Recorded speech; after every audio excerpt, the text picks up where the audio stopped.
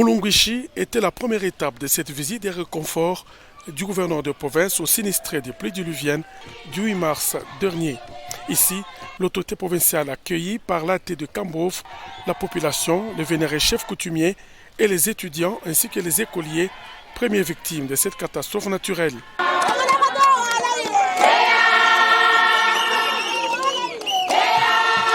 Le recteur de l'université de Mulunguishi, le professeur Kongolo Tijika, a dressé le bilan des dégâts causés par la pluie du 8 mars 2022. C'est notamment les toitures emportées de l'internat des filles et de l'école Mama Doris. Le recteur a encouragé le gouverneur Jacques Kaboula à continuer son œuvre de développement sous l'initiative du président de la République, Félix-Antoine Tshisekedi. En réaction, le chef de l'exécutif provincial a promis de réhabiliter les vieux bâtiments de l'internat des filles et l'école Mama Doris afin d'offrir de bons cadres éducationnels aux enfants du coin. Jacques Kaboula a saisi l'occasion pour sensibiliser la population à protéger l'environnement afin d'éviter ce genre de catastrophes. Pour clore son mot, l'autorité provinciale a promis de mettre en place, ensemble avec les députés provinciaux et nationaux, une politique pour relancer la culture. Par la suite, Jacques Kaboula, accompagné des députés et ministres provinciaux de l'éducation et des affaires sociales, a visité les bâtiments endommagés et construits en 1951. Grâce à l'autorité provinciale, ces bâtisses vont pour la première fois recevoir le cours de jouvence, en commençant par le centre Doris qui forme les femmes en divers métiers. Les étudiants de l'université de Mulunguishi ont aussi profité du passage du gouverneur pour lui soumettre leurs préoccupations et la réaction de Jacques Kaboula n'a pas tardé. S'agissant des bus, d'ici début du mois d'avril, vous aurez votre bus ici. S'agissant de la bibliothèque, effectivement, nous allons nous y mettre. Et en ce qui concerne les équipements sportifs, là, il n'y a pas de souci, nous allons le faire. De Mulunguishi, la délégation du gouverneur a fait escale à Luambo, où plusieurs maisons et salles de classe se sont écroulées suite aux précipitations du 8 mars. Comme à Mulunguishi, l'autorité provinciale a promis la réhabilitation incessante de toutes les salles de classe et l'accompagnement en matériel aux victimes. Jacques Ablakatu a surtout appelé ses administrés à protéger l'environnement. Cette nouvelle a été reçue avec joie par la population du village Katanga et de celle de l'intérieur de cette chefferie du secteur de la Loufira, venues nombreuses manifester leur reconnaissance au numéro 1 du Haut-Katanga qui met ici en action la politique du président de la République Félix-Antoine Tshisekedi qui veut voir le développement du pays commencer à la base.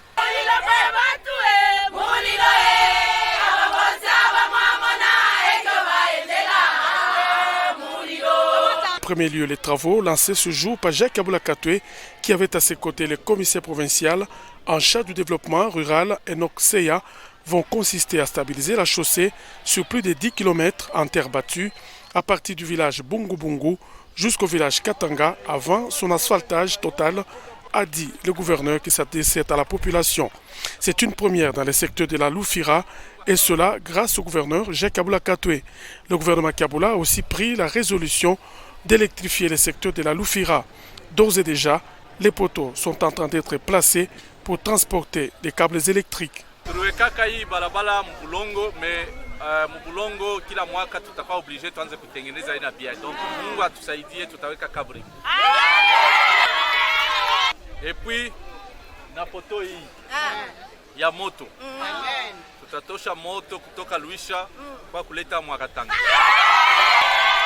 À part les 10 km, 3 autres kilomètres de route seront réfectionnés pour relier le village du secteur de la Loufira qui est un véritable grenier. Un ouf de soulagement pour le chef du secteur. Hii acte anafanya ndio ile yenyewe président de la République mwananchi Félix Antoine Tshisekedi Tshilombo ili anasema tout d'abord le peuple na anasema développement yote yanjie kubaze. Sasa gouverneur wetu anaonesha example ya kusema mimi nafuata kile president ilisema nianjie kubaze. Base ndio mgini ya Katanga na migini mbalimbali. Décidément, le gouvernement provincial est déterminé à s'investir dans la réhabilitation des routes et des dessertes agricoles. Le drapeau est en berne au consulat général de Zambie à Lubumbashi. Ce pays voisin de la RDC a perdu depuis le 11 mars dernier à Lusaka en Zambie son 4e et ancien président de la République, à la personne de Rupia Bwezani Banda. Cette triste nouvelle n'a pas laissé insensible le gouverneur du Haut-Katanga, vu les rapprochements qui lient les deux peuples. Compatissant, Jacques Kabula Katwe a exprimé toute sa douleur à la suite de la perte de ce grand homme d'État dans le livre de condoléances ouvert à cet effet au consulat général de Zambie. Message lu par son directeur de cabinet. Et m'empresse de présenter au peuple frère de la Zambie, ainsi qu'à son gouvernement, les condoléances les plus attristées du gouvernement provincial que j'ai l'honneur de conduire, ainsi que les miennes propres. Le peuple congolais se souvient, avec un grand respect, de la participation remarquable en 2011 de l'honorable défunt au processus des élections organisées dans notre pays et dont l'issue a permis la tenue effective et réussie du processus. La République démocratique du Congo lui en saura toujours et infiniment gré. Le consul général de Zambie en poste à Lubumbashi a vivement remercié le gouverneur de province pour ce geste qui témoigne des bonnes relations qui existent entre Lusaka et Kinshasa. Félix Siamé a par ailleurs présenté brièvement le parcours politique combien élogieux du défunt. Décédé le 11 mars dernier, à l'âge de 85 ans, c'est ce 18 mars 2022 que Rupia Bwezani Banda sera inhumé à Lusaka. C'est la première visite de Bruno Aubert dans la province du Haut-Katanga en tant qu'ambassadeur extraordinaire et plénipotentiaire de la République française en République démocratique du Congo, reçu chaleureusement par le gouverneur Jacques Kabula Katwe, à qui il a fait savoir l'intérêt de la France pour la région, poumon économique du pays. Il était important de manifester d'abord l'intérêt de mon pays et mon intérêt propre, l'intérêt de la France pour ce qui se passe au Katanga, qui est une part essentielle de la RDC, qui est un peu un des poumons économiques du pays. Et il y a beaucoup d'enjeux nationaux qui se jouent aussi ici, donc il était important d'échanger avec le gouverneur. Et donc ce que la population du Katanga peut retenir, c'est un intérêt très fort de la France et de la représentation française en RDC pour cette région. Parce que c'est une région, comme je l'ai dit, qui est très peuplée, dotée de richesses naturelles, tout proche de l'Afrique australe, en relation étroite avec son environnement, et où il devrait y avoir de la place aussi pour nos opérateurs économiques, pour les entreprises françaises. Les deux personnalités ont échangé également autour des opportunités qu'offre le Haut-Katanga aux investisseurs économiques français. Nous avons parlé avec monsieur le gouverneur du développement du secteur agroalimentaire, du développement également de l'énergie hydroélectrique. Et ce sont là des secteurs auxquels on pense insuffisamment, qui sont évidents. Lorsqu'on pense Katanga, on pense d'abord aux mines. Alors, les mines, c'est important. Là, il y a certainement de la place pour tout le monde aussi. Mais il y a aussi tous ces autres grands secteurs qui peuvent employer beaucoup de monde, sur l'agriculture, le secteur agroalimentaire, l'énergie et certainement d'autres. En poste en RDC depuis octobre 2021, Bruno Aubert s'est dit très honoré par la qualité de l'accueil du chef de l'exécutif provincial du Haut-Katanga. C'était en présence de quelques autorités de la police que le ministre provincial de l'Intérieur a, au nom du gouverneur Jacques Kabula Katwe, remis officiellement les bâtiments situés au niveau de l'ancien péage de Kisanga à Lubumbashi au commissaire provincial de la police Norbert Ilunga Katwamba, en lui demandant de les gérer en bon père de famille. Nous sommes ici pour une raison de remise de ces bâtiments dans le main et sous la surveillance du commissariat provincial de la police, sous l'initiative et l'instruction de son Excellence, Monsieur le gouverneur de province, l'honorable Jacques Kabula Katwe, ainsi pour matérialiser la vision du chef de l'État. Nous avons cité Félix Antoine Tshisekedi Tshilombo pour la meilleure sécurisation des personnes et de leurs biens. C'est pourquoi vous nous voyez ici remettre officiellement le bâtiment dans les mains du commissaire provincial de la police, ainsi que le trousseau des clés pour la suite de son travail. Juste après, le numéro 1 de l'Intérieur en province a effectué une visite guidée des bâtiments sous la conduite du colonel Axel Bakandoa. Jalumbe Mwanza a tenu par la suite une réunion avec quelques bourgmestres de Lubumbashi et les responsables de la SNEL et ceux de la SNCC. Au menu de la rencontre, évacuer les marchands qui exercent leurs activités sous les lignes haute tension du marché rail de la commune de Kampemba vers le nouveau marché. Eric Tuité, bourgmestre de la commune de Kampemba. Pour que ces marchands, ce sont nos mamans, ce sont nos papas, on ne peut pas les laisser en train de vendre sous la haute tension et sous l'emprise de la SNCC parce que là, il y a un danger permanent. Il nous a exhorté à ce que nous puissions fournir beaucoup d'efforts afin à ce que nous puissions évacuer tout marchand et pour ne pas exercer leurs activités sous l'emprise de la SNCC et sous la haute tension. Le gouvernement provincial du Haut-Katanga veut ainsi, par cette initiative, protéger sa population. Pendant 2 jours, les membres de la cellule provinciale pour l'amélioration du climat des affaires et des investissements apprennent des notions sur les services de facilitation des investisseurs, le climat des affaires en RDC, l'écosystème et le mode opératoire d'implantation des réformes pour promouvoir et garantir la sécurité des investissements dans le Haut-Katanga. Le responsable de l'Agence nationale pour la promotion des investissements a tout d'abord circonscrit l'activité avant de revenir sur la mission dévolue à l'ANAPI. Le vice-gouverneur Jean-Claude Kamfa Kimimba rendra pour sa part hommage au chef de l'État Félix-Antoine Tshisekedi pour les efforts déployés dans ce secteur, efforts matérialisés dans le Haut-Katanga par le gouverneur Jacques Aboula Katoué avec la création de la cellule chargée de l'amélioration du climat des affaires. Jean-Claude Kamfa Kimimba a également parlé des attentes du gouvernement provincial. Cet atelier s'inscrit quant à lui dans la dynamique qui consiste à réaffirmer notre ferme engagement en faveur de l'amélioration du climat des affaires et définir les axes d'action à mener afin d'atteindre les objectifs que nous nous sommes fixés. Les participants à cet atelier doivent passer en revue tous les obstacles à surmonter pour encourager l'investissement national et étranger dans notre province. La cellule doit assumer pleinement son rôle d'acteur majeur, participant de manière responsable au décollage économique et au progrès social dans notre province. Il faut noter qu'après cette formation, les participants auront pour mission de vulgariser toutes les notions afin de promouvoir les investissements dans le Haut-Katanga. Après la cérémonie de remise et reprise vécue le vendredi 10 mars dernier, c'est le recteur Gilbert Kishiba Fitula en personne qui a conduit le nouveau comité de gestion de l'université de Lubumbashi auprès du gouverneur de province Jacques Aboula Katoué. Pour le recteur, l'UNILU, aux côtés d'autres universités, tend vers ce qui est meilleur dans la dispensation de ses enseignements. Comme officiel de la province, lui présenter le comité de gestion de l'université de Lubumbashi. Nous sommes à l'époque de l'innovation à l'université de Lubumbashi et dans toutes les universités, à travers la recherche, à travers l'éducation, l'enseignement. Les nations peuvent se propulser et émerger. C'est l'ambition de la RDC. Et l'UNILU est meilleur à partir et de la recherche et de l'enseignement et de l'interface avec la société. Donc, quand il y a des problèmes dans la société congolaise, l'université de Lubumbashi et toutes les universités sont disponibles pour participer aux solutions adéquates.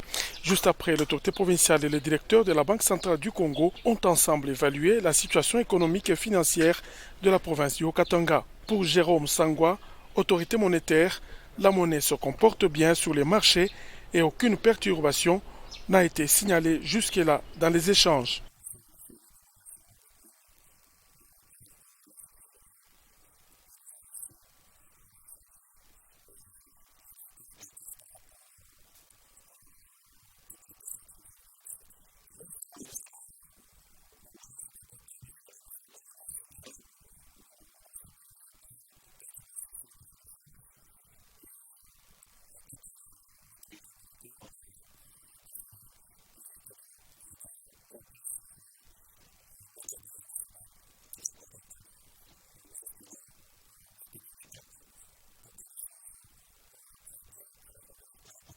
Il faudra signaler qu'il s'agit là d'une réunion de routine entre les deux personnalités.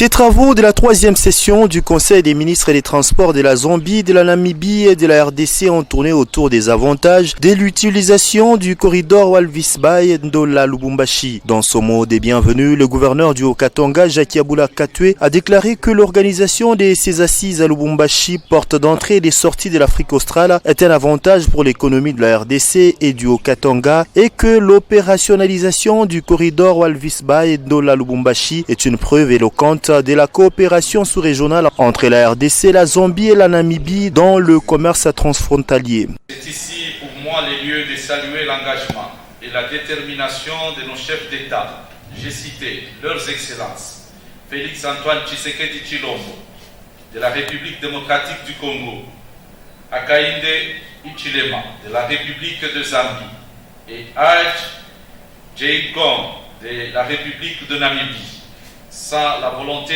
desquels cette rencontre n'aurait pas eu lieu. L'ambassadeur de la Namibie en RDC, représentant le ministre namibien des équipements, travaux et transports, le ministre zambien des transports et logistique et son homologue congolais des transports, voies des communications et des enclavements, ont tous les trois salué l'engagement des chefs d'État de leurs pays respectifs dans la matérialisation de ce projet et ont émis leur vœu de voir les trafics sur le corridor être sûr, efficient et compétitif au profit de ces trois pays frères. Chéribin Okende de la RDC a salué par ailleurs la volonté du président Félix Antoine Tshisekedi Tshilombo de promouvoir l'intégration régionale.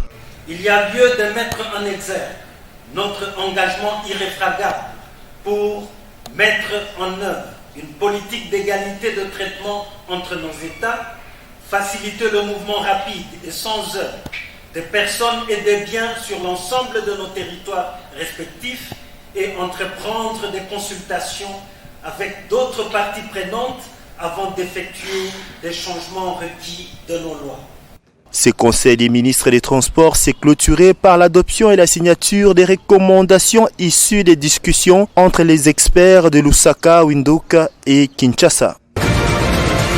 Lubumbashi, la deuxième ville de la RDC, abrite la tripartite de Walvis Bay Ndola Lubumbashi Development Corridor sous l'insigne de la facilitation dans les domaines des affaires en mettant l'accent sur l'emplacement stratégique, la passerelle vers l'Afrique australe, l'itinéraire sûr, sécurisé et fiable pendant des moments de transit rapide. Ces assises ont lieu sous l'égide du ministre national de transport de la RDC, Chéribin Okende, qui en a donné les coups d'envoi en présence des ambassadeurs de la Zambie, de la Namibie en poste à Kinshasa et ceux congolais accrédités en Zambie et en Namibie, ainsi que du conseiller du Premier ministre. Chéribin Okende a profité de l'occasion pour demander à tout le monde de mettre en place un agenda de prospérité, mais aussi créer des opportunités pour l'industrialisation des produits africains en utilisant la main-d'œuvre locale. Il est grand temps pour que nous puissions assumer notre destin et comme il a été rappelé à la suite de nos chefs d'État, le développement du corridor Walvis Bay Ndola Lubumbashi est un enjeu fondamental dans l'intégration de nos économies. La province du Haut-Katanga participe activement à ces travaux d'une importance capitale pour son ouverture dans le monde des affaires, question de bénéficier de la stabilité économique. Dans son mot des bienvenus, le vice-gouverneur du Haut-Katanga, Jean-Claude Kanfoakimimba, représentant personnel de l'autorité provinciale, s'est dit honoré par la volonté de président de 3 nations concernées par ces assises pour avoir songé aux avantages de l'utilisation du corridor Walvis Bay. La mise en œuvre du corridor Walvis Bay Ndola Lubumbashi est, aux yeux du gouvernement provincial, une nécessité absolue eu égard à l'importance du volume des échanges qui s'opèrent entre notre pays grâce à cet axe. Les soucis de ces corridors signés il y a une dizaine d'années est de transformer les projets en une région économique qui passe par l'amélioration des conditions de vie des populations grâce à la stabilité du climat des affaires dans la paix et la sécurité. L'ONG Talita Komi, une structure pour l'éveil de la femme, organise dans les prochains jours ici à Lubumbashi une activité dans le cadre du mois de la femme. Au cours de l'échange que la commissaire provinciale Mireille Kilufi-Ngandwe a eu avec une délégation de cette organisation, un soutien quant à ceux a été sollicité. Santa Dimanja, présidente de la structure, est revenue sur l'essentiel de la rencontre. Nous sommes en train de projeter une activité. Il s'agit du festival Akiba, qui a pour vision de mettre en valeur les talents, les potentiels que Dieu a mis en la femme. Ça se passera le samedi 30 avril, précisément au parking du bâtiment Hypnos, de 10h à 18h juste. Nous invitons hommes, femmes, enfants, mamans, tout type d'âge, peu importe le sexe, à venir participer à cet événement. La commissaire aux affaires sociales recevra également le fondateur du groupe théâtral Personnes vivant avec handicap. Son coordonnateur, Semou Kikolopo, demande un appui du gouvernement provincial pour la sortie de sa production théâtrale. Enfin, Mireille Kiloufia échangera avec les jeunes de l'association Start-up. Ces derniers ont besoin d'un accompagnement de la commissaire provinciale pour démarrer leurs activités.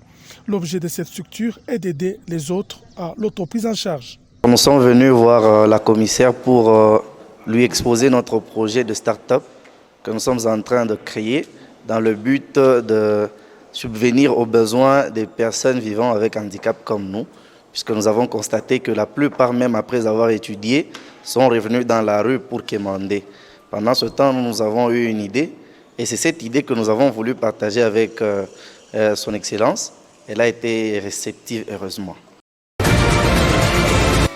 C'est un spectacle qui met au devant de la scène les femmes artistes de la chanson congolaise. Il s'agit en effet d'un concert de restitution de l'atelier d'échange organisé par l'Auberge Manus avec l'appui de Wallonie-Bruxelles International à l'attention des artistes venus de Belgique, de Kinshasa, de Bukavu et de Lubumbashi sous les thèmes femmes artistes et vie d'artiste. Comment gérer sa carrière? Ces artistes ont emporté leur public avec des interprétations taillées sur mesure.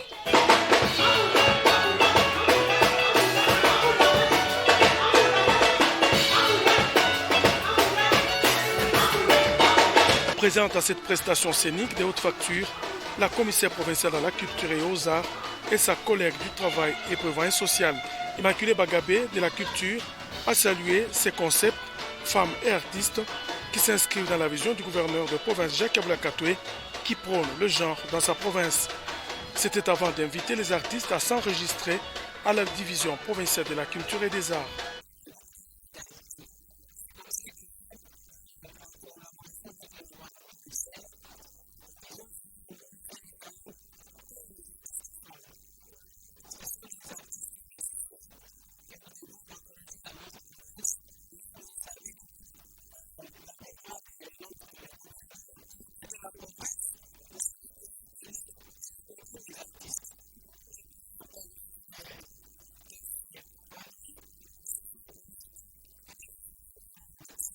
C'est dans une ambiance électrique que les férus de la musique ont passé ces moments de réjouissance.